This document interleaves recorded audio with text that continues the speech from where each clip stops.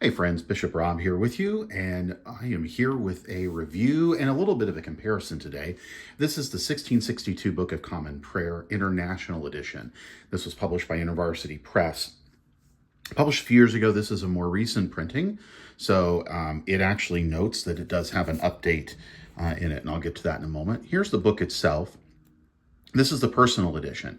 It has recently been given a more extensive issuance in a Pew edition, as well as in a service book size edition that would be usable on an altar. But this is the personal edition. I just decided, I wanted this for some completeness. I own somewhere, I've got probably packed away a 1662 prayer book, but not this particular version of it. So this is an international edition because the state prayers for the British Empire have been changed, or I should say, I guess, for the Commonwealth, have been changed. There are more generic state prayers, but there are also some state prayers that are available that can be used in a monarchical setup. And therefore, one of the changes that was made, I'll get back to the cover page here in a moment. It mentions, here we go, the fourth printing, 2023, replaced Queen Elizabeth II with King Charles III in all English state prayers. So this is a current print. This is, looks like the fourth printing, as we see there. And here we see kind of a little bit about it. This is an international edition of the 1662 text of the Book of Common Prayer and administration of the sacraments and other rites and ceremonies of the Church, together with the Psalter and Ordinal. It employs less archaic spelling and punctuation, modestly updates obscure expressions, and includes prayers for civil authorities that may be used regardless of nation or polity. I guess let me back up just a bit, show you the cover page. So as you can see, this book is going to be in two colors. And just to kind of fan through a little bit here, this gives you a really good idea. And for the most part, the red, the red is never not quality. I've heard some concerns that it washes out in some instances. I actually would say my bigger concern, and I'm going to see if I can find an example of it here, is that there are, like this one here, where it looks like they have overdone it. So you notice the two pages compared side by side. So this one maybe went through the printer twice in red, I don't know. And there are maybe 10 to 12 pages like this throughout the book, at least that I've found so far. If you're familiar with the layout of the prayer book or the content of the prayer book, you don't necessarily need me to introduce that to you. Here we have the table of contents, though, if you want to have a gander. There's the first set. And the second set. There is some additional material, including a sermon on the salvation of mankind. There's additional prayers and thanksgivings, additional rubrics. The 62 alternative lectionary is present. There's a glossary and some instructions on how to follow the services. So there are two daily lectionaries that are present here. We have one that is more the 1662, that is based on the civil year, with proper lessons provided for matins and evensong, as well as a listing of proper psalms for specific days. And content-wise, again, it would be pretty much everything you would expect to see in the 1662 Book of Common Prayer. When we get back to the back, apologies there. So there's this sermon on salvation from the homily of justification. Then we run into additional prayers and thanksgivings.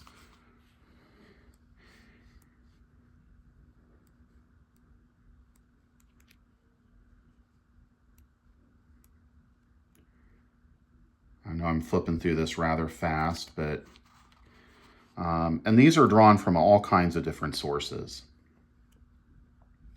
Some additional rubrics drawn from other editions of the prayer book, and then the alternative table of lessons from 1961, 62 kind of era. So you see the Sundays are set apart in red, and there's a 2-year cycle for Sundays. Yeah. So, this is the most, honestly, this is the most beautiful edition of this prayer book I think I've ever owned. Actually, there's a statement on the back. This book is set in Robert Slimbach's Warnock Pro, a typeface whose sturdy, vigorous simplicity is suited to the words. And I would go forward even more so and say that I do think that the presentation is also very suitable. It's very beautifully laid out. A few things that I would probably have done differently, and this is just me personally.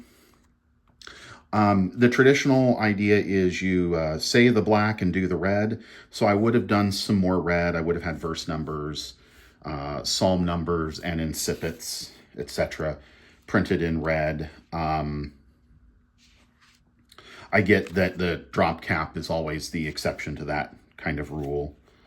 That's probably the biggest change that I think I would make. Now, this is a relatively thick paper. I'm not really into the whole GSM and things like that, so I can't tell you exactly how thick this is, but my guess is this is a little bit thicker and more substantial than copy paper. And there is virtually, I mean, almost no ghosting. You can maybe see a little bit here. But if I pull this any distance away, the ghosting is very minimal. Okay. Very, very beautifully laid out. But one of the problems that this has, it's, given its cloth bound hardback and that heavy of paper, is this is what it's doing to you. So this is going to require some very intentional breaking in. There's no way around it. One other major issue that I would really, and I imagine I will fix it if I wind up using this on any kind of regularity, I will probably wind up cutting this ribbon out and replacing it by slipping additional ribbons in the spine. Really, in order to pray the daily office out of this, you at least need a ribbon for the proper of the day, a ribbon for your psalms, and a ribbon for where you are in morning or evening prayer. That's probably the least useful feature of this, I think, other than just how extremely tight this is. If those could be addressed, I think it would be great. Now, I don't know if anybody from IVP is watching or listening, but I'm going to have a suggestion or two in a moment. I do want to just briefly compare. Now, none of these are 1662 books just because I don't happen to have one handy, but they're close. I have here a Cambridge Scottish prayer book. And again, to just give you an idea, let's get into the Psalms just for the sake of it. There we go. Just to give you an idea of the difference in quality. Quality is probably not the right word, but the difference in look, I guess, is probably the better phrase to use here to describe the difference between these. So that's the Scottish 1929. I've had this since, I think I probably got this in 1999. It's been used a bit. Let's go back. I got this in, I think, 2001. Yeah. This is the Irish prayer book of, what is it, 26, I believe. And here we see the difference. The Psalms there are a 2-column. Here the Psalms are a 1-column. Previously, this has probably been one of my favorite layouts of the prayer book, even though it's in a double column format. Here, really throughout, if you look and see. I never have really cared for double column format, but this is a very clean, easy to read text. Very, very nicely printed out. So I've appreciated having this. Again, this is the Irish book. And not the oldest in my collection, but the oldest one that's comparable to the 1662. And if you've watched my videos before, this has made an appearance. This is an Oxford sealskin common prayer and hymn book from Canada. And again, if we look, and let's just, let's find, there's some Psalms there. And once again, we see there's just a little more space. It's a little bit easier to read, a little bit easier to take in. Going back into the services, this is into the propers. Not that the propers are going to be identical or anything, but you can see here just the difference in the presentation. Okay, IVP, if you are watching this, or if you're watching it and know somebody at IVP, well, let me show you one last thing that I want to make a suggestion about, okay? You have been coming up with some really great editions of this, all right? I have no problem with this edition, other than the ones that I've mentioned. May I humbly suggest you produce something that looks like this. Now, this is the 1928 American Book of Common Prayer. This is an edition that was published by, I believe it was the Anglican Parishes Association, part of Continuing Anglican, Anglican Parishes Association. I'm pretty sure this is bonded leather. Well, it says genuine leather, but you know, whatever. On thinner Bible paper. And this particular book is, minus the notes, 611 pages. This particular book, with everything, is 764, you know. So we're looking at, you know, I don't know, by the time you add those notes in, it's maybe another 10 pages of notes on top of that. So you're looking at a 150-page difference, right? This is just kind of, it's a nice size, but I don't think it's ever going to lay flat. I don't think it's ever going to have that supple and inviting feel that a book like this does when it's broken in. Please, for the love of all that's good and wonderful in bookbinding, IVP, give us something like this. Give us a flexible cover. Give us thinner Bible paper. I will pay gladly 3 times as much. This particular edition I got I happened to see it on a discount for $22. I've wanted one since I saw it come out. I've just never wanted to spend the full price on it. So I jumped on it.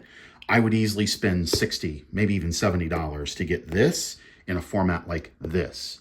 If you are wanting to sell the 1662 Prayer Book International Edition in a way that is going to encourage usage by other parties, which is clearly the intent, by producing a Pew edition and by producing a minister's edition or the altar edition, however you want to call it, you need a better quality people's devotional edition that will be appealing. And this is how you do it.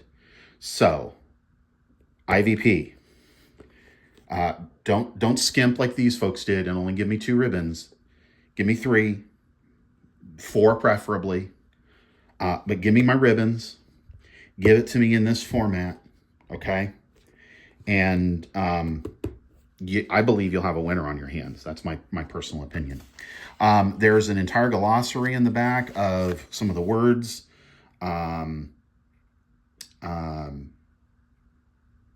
that are used here. Laver refers to a vessel for washing, including a baptismal font. Magnify means to honor or praise. Lively means to animate, like that word. It can mean both alive, living, as well as moving and active, often without any sharp differentiation between these two senses. So the words that have been kept and used, there's some good resources in there to understand them, and there are other areas where the verbiage has been updated. So this turned into a little longer video than I planned on, but I really hope this gives you an idea for what this book is if you are looking to get it. Actually, you know what? There is one other slight thing I want to say about the 1662 text and trying to make it an international edition, and that comes in the suffrages at morning and evening prayer. The second suffrage is, O Lord, save them that rule, and mercifully hear us when we call upon thee. If you look to the English book, it's, O Lord, save the king or the queen, depending on who's reigning.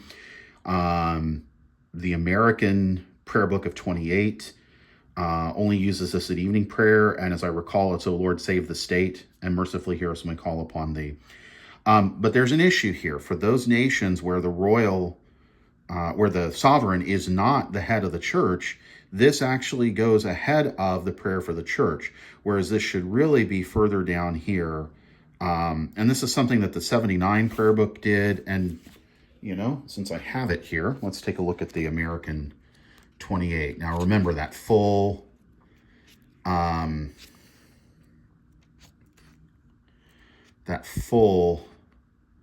one, yeah, it's the second. So it wasn't changed until the 29 book, but this, or until the 79 book, but this order here really should be changed. The O Lord save the state, or however you want to do that, should move down here after O Lord save thy people and bless thy inheritance.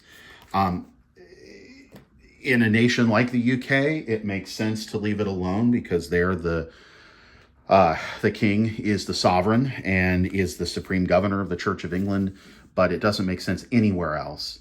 And I would argue that, frankly, it probably shouldn't make much sense in England either.